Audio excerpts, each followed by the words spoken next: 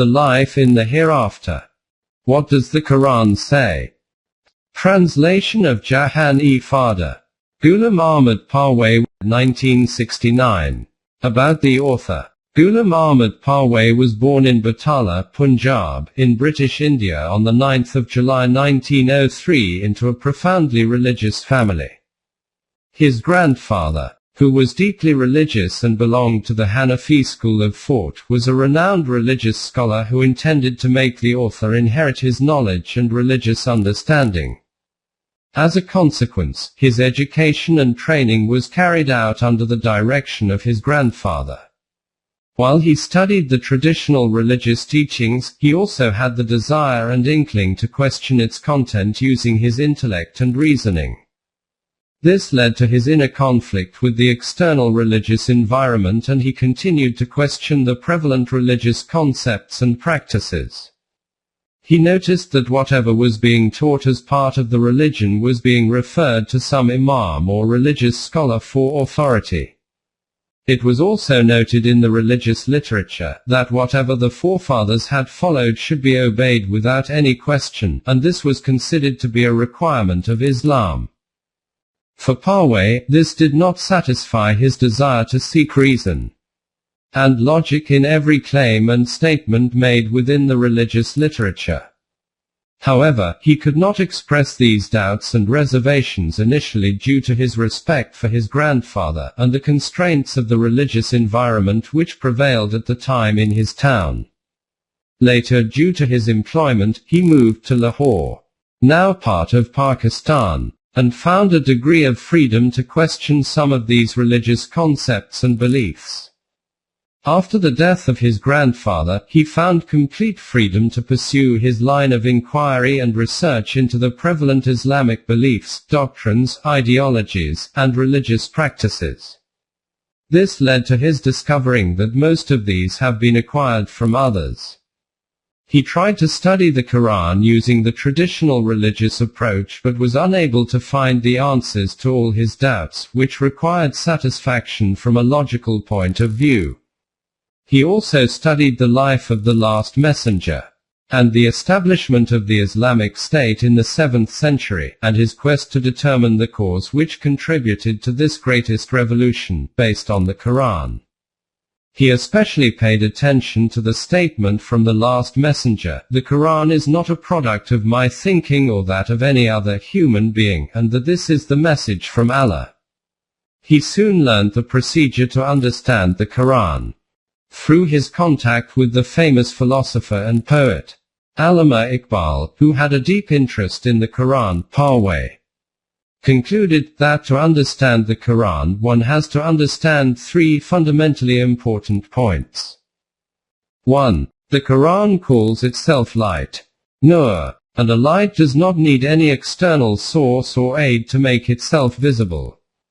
It makes itself evident, and also exposes the reality of those things which are within its domain. 2. The Quran is revealed in the Arabic language, and to understand it correctly one needs to understand the Arabic context which was prevalent at the time of its revelation. 3. The Quran has guided us by saying that through Tasrif al-Ayat, through cross-reference within the verses of the Quran, it makes its guidance clear. E.g. c. 6, 106. In order to meet the second requirement regarding the precise meaning of the Arabic words in the Quran, he researched and compiled At-Lagat al-Quran, now translated into English, which is a dictionary of all the words and terms used in the Quran, which includes the meanings which were prevalent among the Arabs at the time of the Quranic revelation. For the third requirement of Tasrif al-Ayat, the Quran is different from books written by human beings, where the latter are usually divided based on various subjects. The Quran is based on mentioning a reality in one verse or verses, and then its further explanation is noted in another place or places. For example, in Surah Inam the Quran states, "And thus do we explain the signs by various verses, so that they acknowledge you have explained them, and we make the Quran clear for a people who know." 6. 106.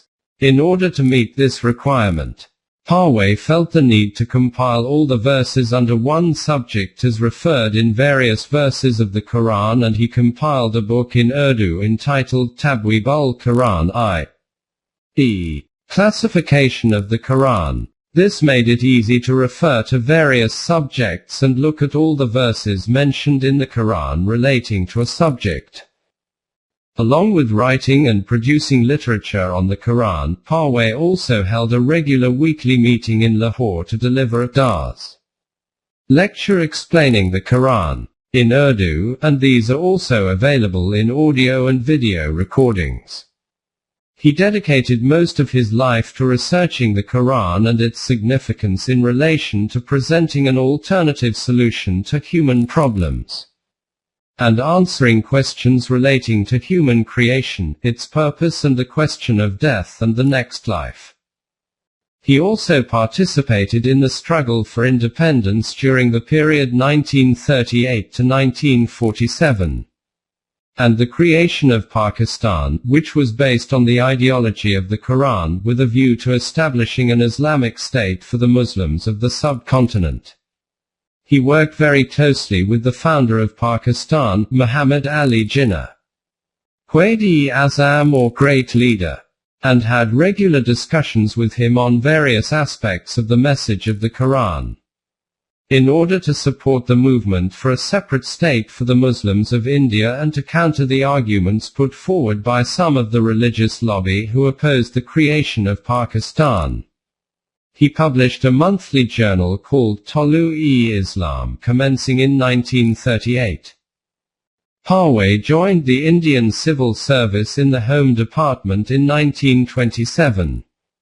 And after the creation of Pakistan, he migrated to Karachi, and continued to serve in the same department till 1955, when he took early retirement, and devoted the rest of his life fully to his work on the Quran.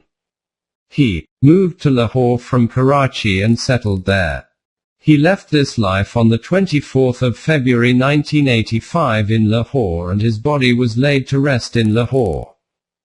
Forward. The aim of my life is to understand the Quran and then to pass on this understanding to mankind. The series called Ma'arif al-Quran, Introducing the Quran, was started in the 1930s, and as a consequence many books have been published, including the following. 1. Mano Yazdan, The Quranic Concept of God, The Relation Between God and Man. The book has now been translated into English. The Human Self and Allah. 2. Iblis o Adam, The Quranic Concepts about Adam, Man, Iblis, Satan, the Angels, Revelation and Risalat, Messengerhood. 3. Noah, The Narratives in the Quran from the Messenger Noah to the Messenger Shoaib. 4. Baqi-Tor, The Narrative in the Quran about the Messenger Moses and describing Bani Israel. 5. Shola-e-Mastor, detailing the life of the Messenger Jesus. 6. Miraj-e-Insaniyat, The Challenges and Struggles of the Last Messenger Muhammad as detailed in the Quran. 7. Insan ne kiya socha, Urdu for What Did Man Think? In the absence of revelation, what did human intellect and reasoning consider about human problems and their solution? 8. Islam Kiya Hai, An Introduction to Deen, Way of Life, as expounded in the Quran. The book has been translated in English. What is Islam? In addition to the above publications, other books are available and should also be included in this list. Kitab al-Taqdir, Ligat al-Quran and Mafhum al-Quran. In this series, life in the hereafter is an important concept, and there was a demand from those people who had a strong desire to understand this aspect of the Quranic message. I am glad that with the blessings of Allah, I am discharging this duty in the form of this book. As is evident, issues relating to the next life belong to metaphysics. And with our present level of consciousness we cannot understand the reality of the next life in the same way as we do the visible life around us in the physical world. The Quran has discussed these realities using metaphors and similes. As we understand, this is the correct way to refer to these realities. Metaphors can be understood with reference to the existing level of understanding of available human knowledge at a particular time and according to the educational and intellectual level of the reader. This is the reason why the explanations given regarding these realities at any point in time is likely to change as human knowledge and understanding progress in the future. So this can never be the last word, and subsequent generations will draw their own conclusions from their study of the Quran. I have interpreted the metaphors and similes used in the Quran by this method, and my purpose is to present this understanding to others, and to invite them to reflect on these realities. If others study the Quran in detail and reach a different conclusion concerning any of the aspects discussed, then I will be pleased to ponder again on these issues. I am grateful to Allah for the positive response I have received from people with regard to Quranic understanding, and the interest it has generated to examining the matters discussed in the Quran. I remember when I had initially begun this work, that there were very few people with the same degree of interest in the Quran and its guidance to mankind. Now, with the blessing of Allah, interest in the Quran is developing in many countries across the world. This has also helped the younger generation who are unhappy with the prevalent traditional religious beliefs, to turn to the Quran on finding their questions answered in my work. This is all because of the Quran. I have now reached the latter part of my life where I am closer to the other side of the river.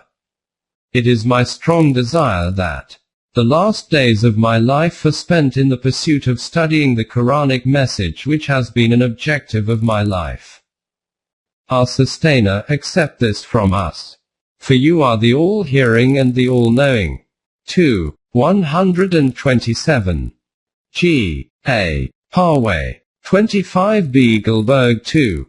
Lahore. October 1969. Editor's note. This book, entitled Jahan-e-Farda, literally meaning the life of tomorrow, written by G. A. Parwez in 1969, was originally written in Urdu, and it was felt that there was an urgent need to translate it into English to make it accessible to a much wider audience around the world.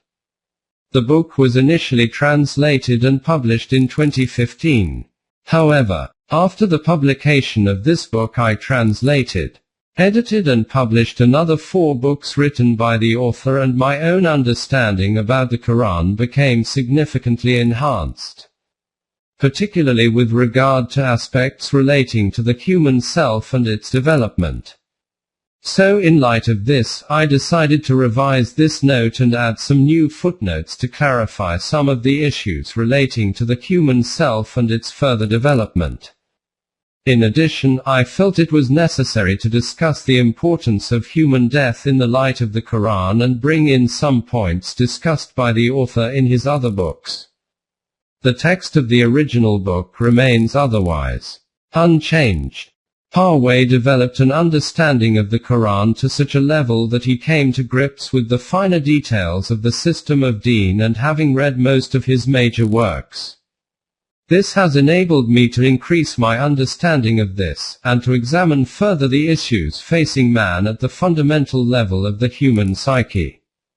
This being an important work which deals with the human self and its accountability and death. And the concept of the hereafter provides an opportunity to share my understanding in this note on this very important issue of our life with the readers. When reading books by Parwez, we need to keep in mind that he is very focused on the concept of the system of Deen as revealed in the Quran. And the aim of this is to establish a system in the human world which can resolve all conflicts and chaos created by those systems which are devised by the human intellect working on its own. The Quran has stated the following as the purpose of human creation. Allah created the heavens and the earth for just ends. Haq. And in order that each self may find the recompense of what it has earned, and none of them is treated unjustly. 45. 22. See also. 29. 7. 34. 410. 44. This verse is fundamental to the understanding of the Quran. Human accountability, life in this world, death and the life of the hereafter. This book covers one of the permanent values called the law of requital in detail in chapters 1 to 3. It is sufficient to state here that the Quran puts full responsibility for his deeds on the shoulders of man by virtue of possessing a free will and thus freedom of choice and intent, and invites his attention to the reality that whatever he does individually and collectively in this life will bear consequences. Indeed, the world we find ourselves in at any point in time during our life is the sum total of what human beings have done in the past. And the future will be based on what they do today, which will add to their own past. Death is an important part of human life, since it is something each one of us will have to face sooner or later, and the Quran has covered this aspect in great detail. After translating the book The Human Self and Allah in 2019 by the author, my own interest increased manifold. The more I read and examined my own consciousness, the more I realized that there is a great deal more which needs exploring in the human psyche. The hard problem of consciousness is still to be fully comprehended, and I wondered if this could be resolved further through the Quran, logically and rationally. If the Quran claims to be the revelation from Allah, and also declares that it can help find answers to all questions relating to human life and the psyche, then it should also address this issue of human consciousness. Before going further, I would like to quote here from the book by Herbert Fingeret titled Death, in which he quotes the following from Sigmund Freud. Indeed, our conscious does not believe in our own death. It conducts itself as if immortal.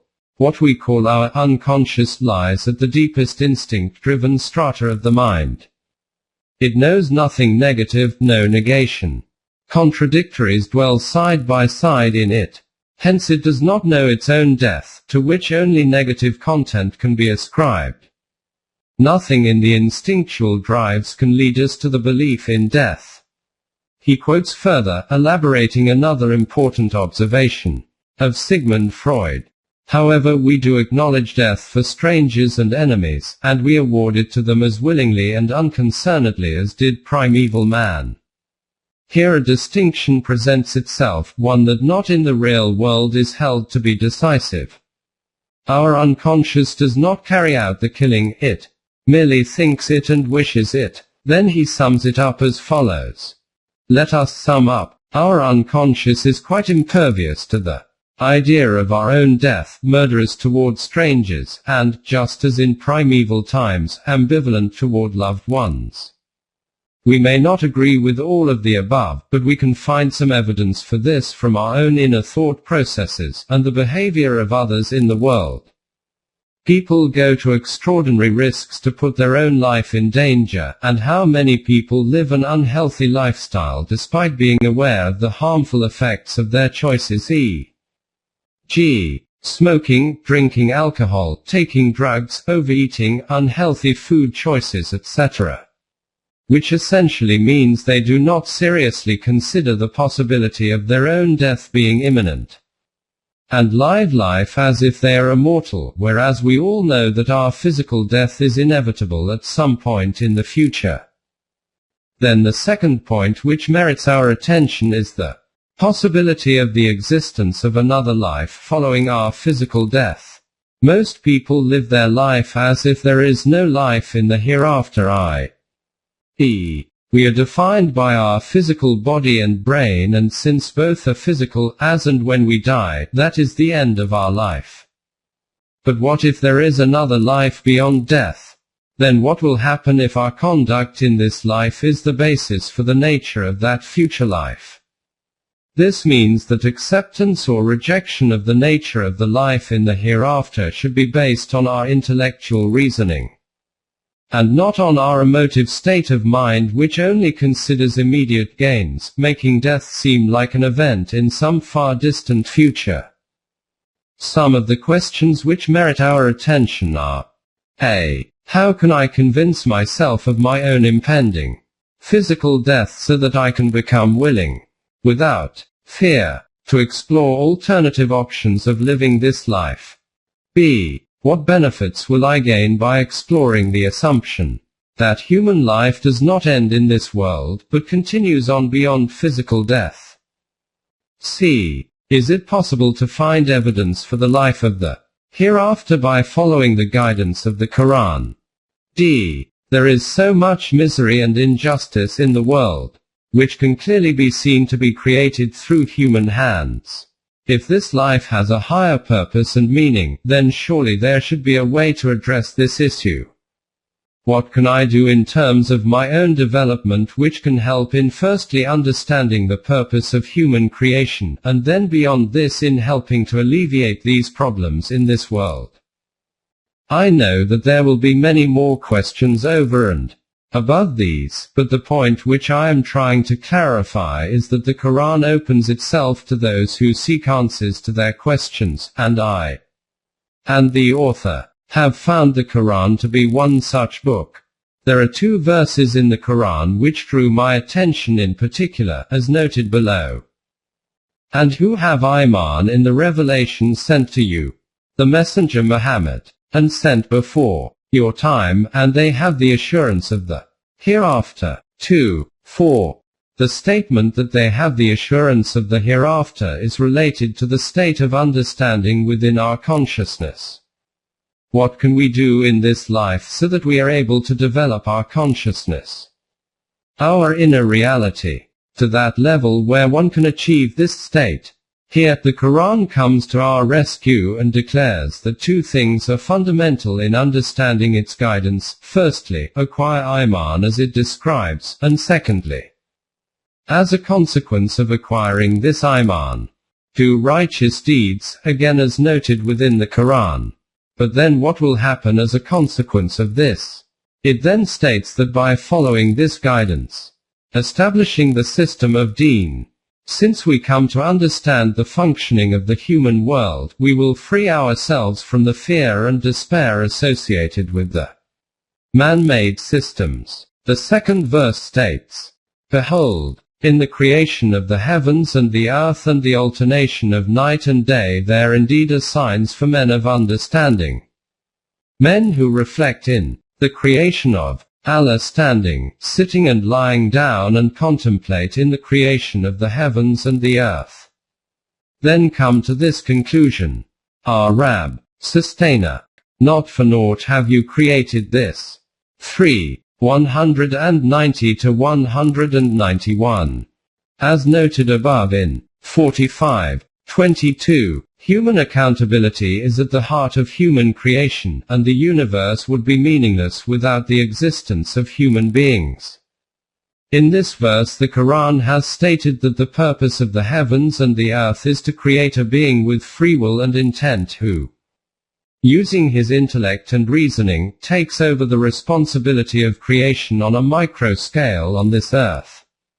The importance of Iman is that it guides us in creating a new self within us, which cannot be created otherwise without the guidance of the Quran. Then, as a consequence of acquiring this Iman, one develops a strong urge to do righteous deeds with a view to coming to grips with human problems in the world.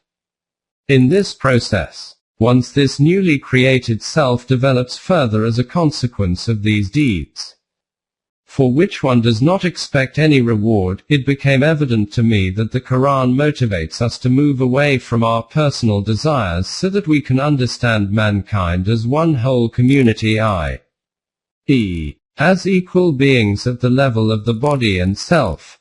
However, when we witness the misery, exploitation, injustice, slavery and humiliation of ordinary people across the world under the man-made systems, the question arises, why did Allah go to this extent to tolerate so much chaos in the world? Why did he not create some being for the next stage of life directly, rather than placing this physical being into this environment where there is so much suffering? Iqbal writes in the following two passages. Life offers a scope for ego activity, and death is the first test of the synthetic activity of ego. There are no pleasure-giving and pain-giving acts. There are only ego-sustaining and ego-dissolving acts. It is the deed that prepares the ego for dissolution or disciplines him for a future career. The principle of the ego-sustaining deeds is respect for the ego in myself as well as in others. Personal immortality, then, is not ours as of right. It is to be achieved by personal effort. Man is only a candidate for it. Divine knowledge must be conceived as a living creative activity to which the objects that appear to exist in their own right are organically related. By conceiving God's knowledge as a kind of reflecting mirror, we no doubt save his foreknowledge of future events. But it is obvious that we do so at the expense of his freedom. The future certainly pre-exists in the organic whole of God's creative life, but it pre-exists as an open possibility, not as a fixed order of events with definite outlines. Giving human beings free will and the ability to make decisions means that Allah does not impose any constraints, whether physical or psychological, to influence this decision-making by man. The Quran declares that this is your world, you do whatever you like. 40:41. But the consequences will be according to the law of requital as noted in 45:22. It should be noted here that nowhere in the Quran does Allah state that he knows what a man will do tomorrow, whereas it is mentioned that Allah does come between every human thought and him. E.g. Do you not see that Allah does know that in the heavens and on earth? There is not a secret consultation between three, but he makes the fourth among them, nor between fewer nor more, but he is with them, wheresoever they be. In the end will he tell them the truth of their conduct, on the day of judgment. For Allah has full knowledge of all things. 58:7. The second point, as noted in the second quote from Iqbal, is that Allah has given this freedom to man himself by his own choice, i.e., he wanted to create man with a free will to then be allowed to live his life under the law of requital, to thus be held accountable for his actions in this life. Understanding this point is important in order to comprehend the significance of human, or my own, creation, and thus the significance of the Quranic guidance. Allah wished to create a being in order to allow him to make his decisions freely, without any constraints whatsoever, and to provide him with guidance through revelation as an option for him to choose to live by.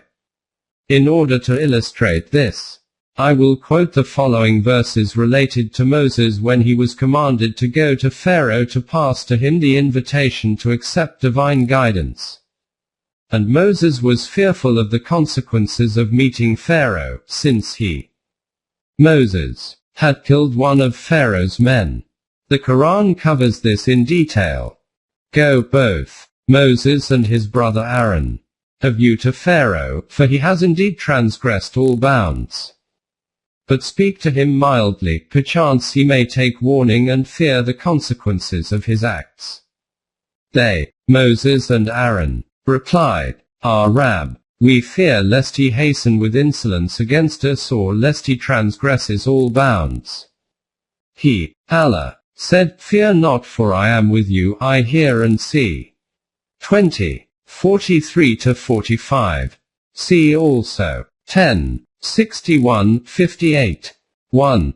Reflect on the last part of this verse where Allah has not stated that he, Pharaoh, will not harm you, but instead states, Do not fear as I hear and see, meaning that all of Pharaoh's actions are being watched closely. This is how the law of requital works in human life. Thus, Pharaoh was free to make any decision, and this decision was not constrained by any predetermined decree or act. At that point there was only one thing which was certain, that Pharaoh will not be allowed to harm Moses and Aaron, in case he decides this. So, in the creation of the universe, the appearance of man is not some chance event, the outcome of some random evolutionary process which was never carefully planned and directed and without a purpose behind it. The ability to make choices and then live by the consequences of these choices has a purpose, and in order to achieve this purpose, physical death forms an important part of this scheme. Firstly, the Quran states that this free will and intent comes from the divine energy which is given to man, and which manifests through our I and its consciousness. Secondly, a finite physical body is provided to help create a new self, a new reality within us. And during this process of living a physical life, our brain and mind act as the medium to help develop this newly created self.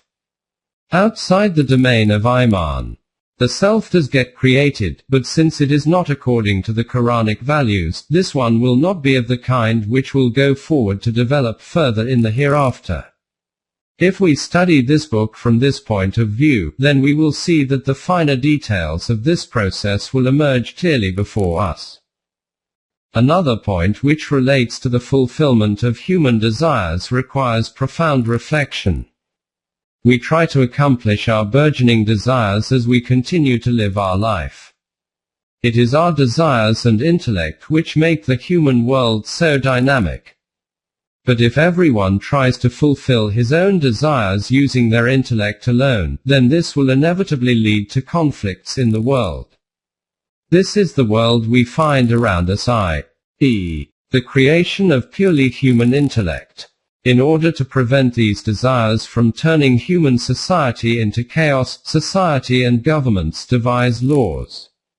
But since these laws are formulated by those who also have desires, and without any external guidance and criterion, thus these desires based on our emotions introduce bias in these laws, e.g., the wealthy and large corporations receive bigger tax cuts, which leads to an ever-widening gap between the rich and the poor.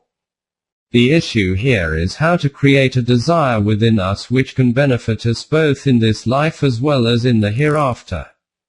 For example, if I never have the desire to think about the hereafter, then I simply cannot have my reality formed in a way which will include the possibility of another life. For the hereafter, there has to be a level of inquisitiveness within me which should lead to further exploration and inquiry, and then the desire to find an answer which will appeal to my reasoning. This is why the Quran has made it clear that for those who look for guidance in this life, this book is for them. Why should we consider the possibility of another life in the hereafter? And if the Quran presents the concept of a new self which can be verified through the process of creating a self based on Iman and then developing it through righteous deeds, what prevents me from giving this a try? What do I lose by continuing to live my life like anyone else? I.e., a physical life to meet daily needs, but with a different conviction acquired through my own reasoning and application, which helps me to gain more psychological freedom and also helps to make my life simpler by getting rid of unsubstantiated beliefs. I should follow this path and see if this results in a self which can become free from fear of the uncertainty of physical death, and which leads to a better understanding of the world in which I live. It will entail more willing and enjoyable discipline, and will require greater intellectual effort, but in the process I will become more alive and aware of the issues of human life which will otherwise remain concealed from my eyes. Together with this book, the author has written another book, titled The Human Self and Allah, which will help to understand the concept of Allah presented by the Quran based on evidence. The self which we create through Iman requires a higher self as a model, as this is an intrinsic need for the human self to develop. The Quran has made it clear that no human being can serve as a model for another human being. This demeans his stature as a human being possessing a self with free will and intent. 379 144. Nor can human desires alone guide us in this life. However, by bringing desires and intellect within the guidance of the Quran, we can create that self new life, which the Quran puts forward. The following points elaborate this further. 1. Each one of us is a complete unit with our body and cognitive abilities. We have an I and the consciousness associated with it. 2. We live our life and gain experiences, and then we die. Death is for everyone. There are two concepts of life on the basis of which we live our life, i.e., life ends with death or life goes on beyond death. At the level of belief, these two lives are lived differently. In the life after death, what is discussed in this book is that the concept of life beyond death put forward is based on fact. 3. As we live our life, we create an inner reality which belongs to each one of us. The same events observed by the same people will create different realities within them. The issue here is, can we create a reality based on external criteria against which we can judge it, and then compare this with the reality which is created outside of these external criteria? 4. We are the only creature in the world who gives meaning to the things around us. Just imagine that if there were no human beings around, the universe will still exist, but it will be without anyone to appreciate it, and this will appear to have no purpose. 5. The only route available to enter this life is through the procedure of being born as a child, and every child is equal to any other child. Each comes with a physical body and some cognitive potentials. Each of them is going to die at some point in the future. However, whatever we become psychologically through our experiences of life cannot be shared or passed on to others.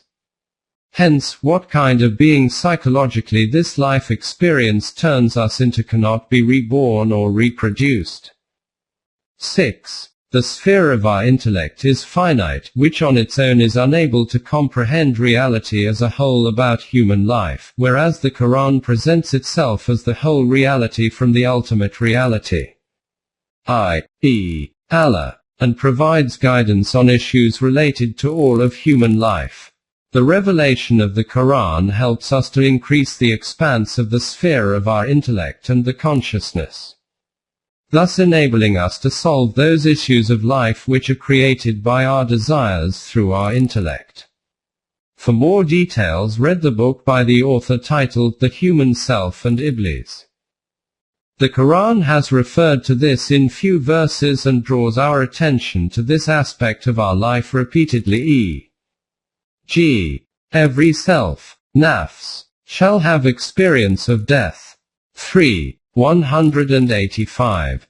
In other words, if I understand the human self, then I should be able to understand the relationship between the self and the body. Related to this is the question of acquiring Iman, on which the Quran puts repeated emphasis, e.g., verse 2, 177. And connected with this is the functioning of the law of requital as noted in verse 45:22. The Quran is a book which deals with the human mind and frequently refers to the subject of human accountability. When reading this book, the following points should be noted. Human beings have free will, allowing them to make choices in life. They are free to make a choice, but they cannot alter the results of this choice. Because of this free will, they do not have any internal guidance, unlike the other creatures on earth. Every human being wishes to increase his personal happiness and minimize his pain, and also wishes to obtain quick results from his deeds in this life. This is the condition of man without Quranic guidance. The Quran cites the purpose of human life as being the accountability of each individual, which works through the effects on the human self of its own actions, known as the law of requital. The Quran asks us to take a projected view of our actions in the present life and the effects of these actions on our life after death, repeatedly reminding us about the working of the law of requital. The Quran draws our attention to the significance of human beings, who can make sense of the world around them, and the implication of man's ability to make choices. The Quran invites us to its guidance and to follow the permanent values. Divine laws. The Quran provides an objective concept of Allah, which is unique and based on the divine attributes.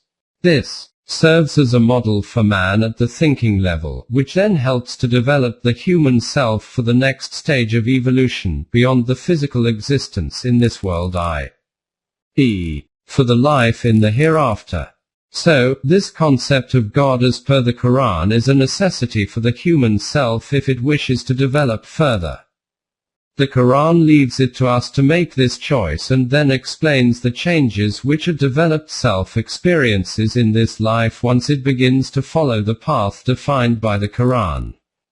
The Quran invites us to use our intellect and reasoning to analyze its message and the permanent values. It lays emphasis on the use of the human mind, i.e., intellect and the ability to reason, which it calls a new creation. 23:14, and which places us above all other known creations in the universe. Thus it serves as a tool for our intellect, reflection, and reasoning with which to look at human creation, and then helps us to become what Allah wishes us to become, i.e., to live this life and from there be able to move on to the next one for further development. Since our thinking precedes whatever we do, this means that behind every visible act there is a thought which can be viewed as an invisible act. The motive behind this thought decides what type of impact this will have on ourself. So being aware of our thinking processes in all our decision making and thus enhancing our self-consciousness, and constantly referring back to the permanent values, is the central focus of the Quranic guidance. This increase in our cognitive consciousness through the study of the Quran is what it terms as life in this world. 8:24, thus providing a meaning to our life. We have also used the term Allah instead of God throughout the book when the Quran is being referenced, and the term God is only used when specific parts of the Quran are not being referred to. Allah as used in the Quran is a very comprehensive attribute which encompasses all of his other divine attributes and refers to his complete sovereignty in the universe. The Quran explains the relationship of Allah with the human world and the purpose of human creation, i.e., the accountability process and its functioning according to the law of requital. 45:22. The Quran makes use of metaphors to make things clear. Metaphors are an important means of understanding the world around us and in communication. In their book, Metaphors We Live By, Lakoff and Johnson, 1980, explain the role of metaphors in human understanding. We have found that metaphor is pervasive in everyday life, not just in language but in thought and action. Our ordinary conceptual system, in terms of which we both think and act, is fundamentally metaphorical in nature. With regard to the human self, in his book titled Man for Himself, Eric Fromm, 1947, has noted the following. Birth is only one particular step in a continuum which begins with conception and ends with death. All that is between these two poles is a process of giving birth to one's potentialities, of bringing to life all that is potentially given in the two cells. But while physical growth proceeds by itself, if only the proper conditions are given, the process of birth on the mental plane, in contrast, does not occur automatically.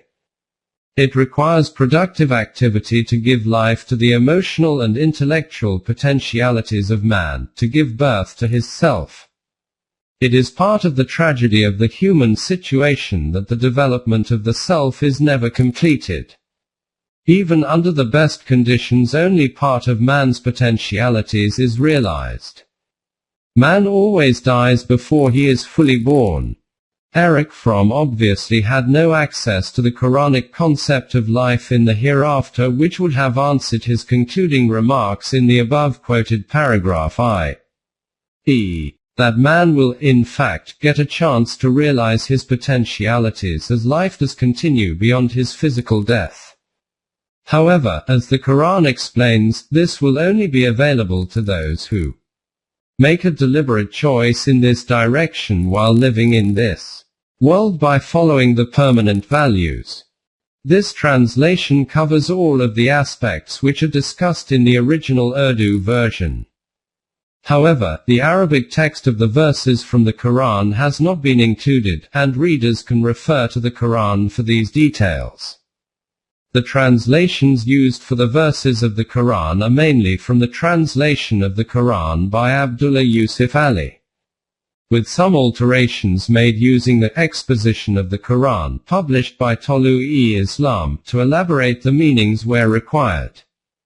The relevant references for these verses have been noted, the first figure indicating the relevant surah, chapter, and the second figure after the colon referring to the verse number e.g. 214 indicates Surah 2, verse 214. The book is divided into 20 chapters which cover various aspects of the subject. Chapters 1 to 5 cover the topics which come under the subject of the law of requital. This explains the process of human accountability in this life and its working in our daily life. Chapters 6 to 7 discuss the aspects of repentance, tawbah and maghfirat, and the Day of Judgment in detail. Chapters 8 to 11 cover the consequences of the law of requital both at an individual and a collective level and their effects on human life in this world, with some reference to the life in the hereafter. This also reflects on the conduct of nations and their rise and fall in this world. Chapters 12 to 15 deal with the life in the hereafter in relation to the life in this world. Chapters 16 to 19 deal with the consequences of human deeds individually as well as collectively and discusses various forms of punishments which are applicable in this life. Chapter 20 gives details on the concept of paradise, Jannat, and covers various metaphorical terms used in the Quran in relation to this life. As is the case with all translations, it is difficult to translate everything literally, as this can affect the flow and meaning of the original text.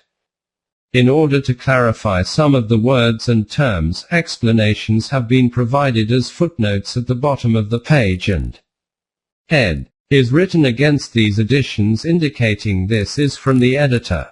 Footnotes without ed. are to be considered as being from the author himself. Finally, if after reading this book readers have any questions, please feel free to contact us at the address, email or Tolu-e-Islam website as given above. Finally, this work is a translation, and as such any ambiguity in the text in the English version which is not present in the Urdu version is my responsibility as a translator and not of the original author. Dr. Ijaz Rasool, Glasgow.